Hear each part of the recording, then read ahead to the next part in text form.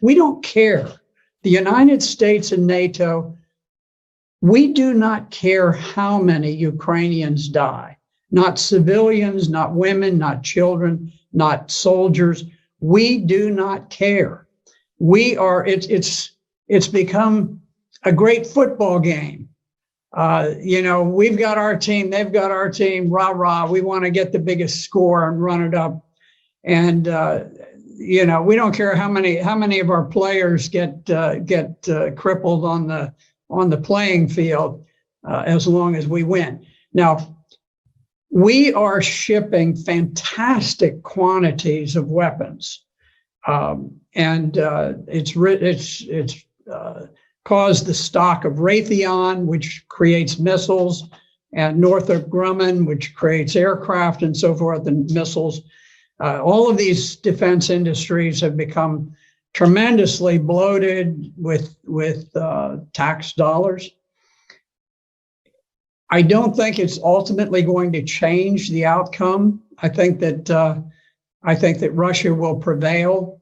The Ukrainians are in a very awkward strategic position in the east, but if you look at the way that this unfolded, President Putin made a desperate effort to stop the march towards war.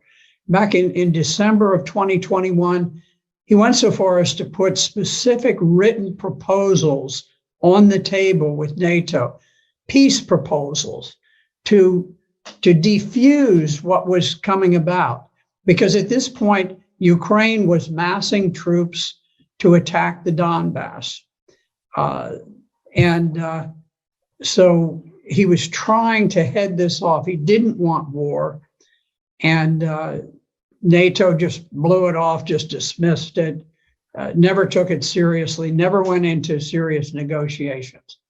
At that point, Putin, seeing that armed Ukrainians with weapons to kill Russian troops were literally on their borders, decided he had to strike first. Now, you can see that this was not some pre-planned attack. This was not like Hitler's attack into Poland, where the standard rule of thumb is that you always have a 3-to-1 advantage when you are the attacker. You have to mass 3 times as many tanks and artillery and planes and men as the other side has. In fact, when Russia went in, they went in sort of with what they had, what they could cobble together on short notice, and they were outnumbered by the Ukrainian forces. The Ukrainian forces had about 250,000. The Russians had perhaps 160,000.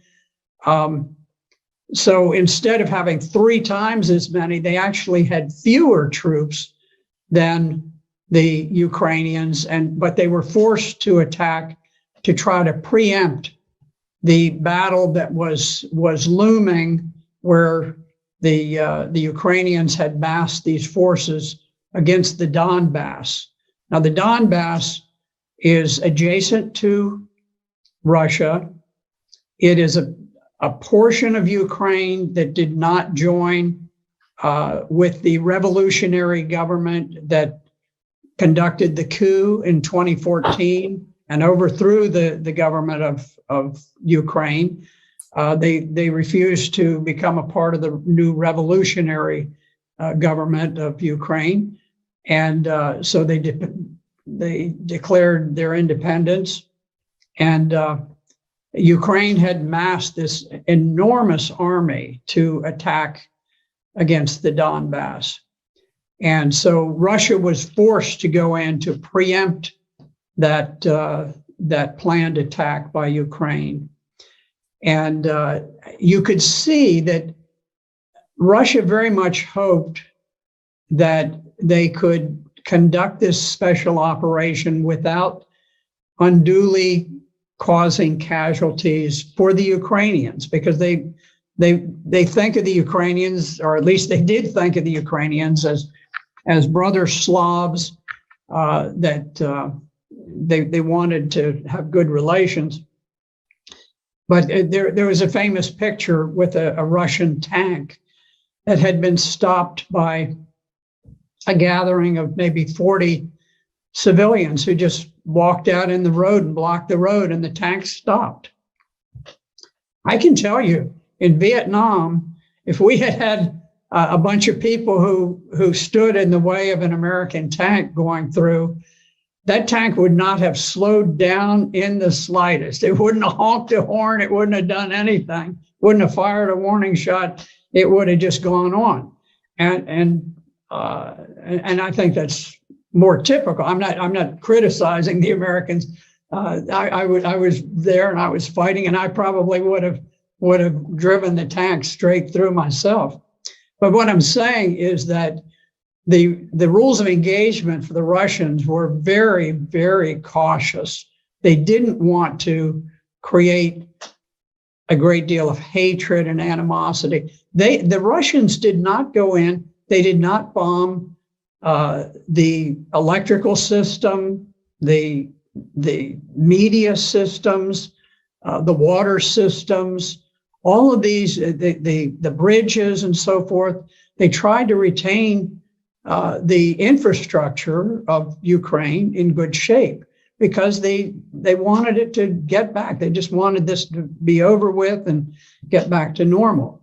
It didn't work. The Ukrainians, the resistance was unexpectedly hard. The Ukrainian soldiers fought with great valor, great heroism, and so now the game has been upped and it's become much more serious. But it is amazing to look and to see that Russia dominates the air. They haven't knocked out the train systems. They haven't knocked out power plants. They haven't knocked out so many things. They've never bombed the buildings in the center of Kyiv, the capital of Ukraine. They haven't bombed the buildings where the parliament meets. They've been incredibly reserved about these things, hoping against hope that peace could be achieved. But I don't think Ukraine has anything to do with the decision about peace or war. I think the decision about peace or war is made in Washington, D.C. As long as we want the war to continue, we will fight that war using Ukrainians as proxies, and we will fight it to the last Ukrainian death.